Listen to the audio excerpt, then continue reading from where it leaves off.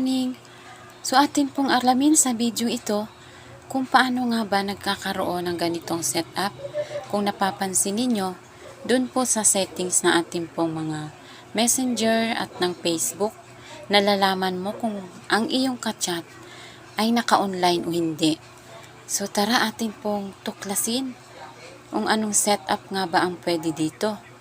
Magkaiba po ang settings ng chat at saka po ng Facebook kasi magkaiba po yan.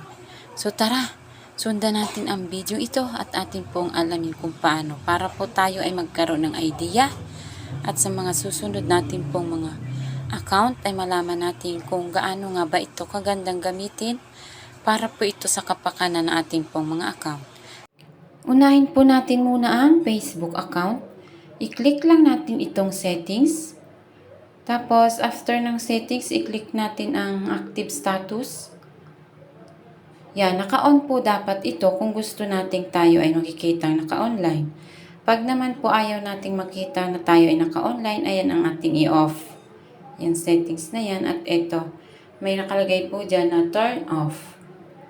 So, dito naman tayo sa ating pong messenger.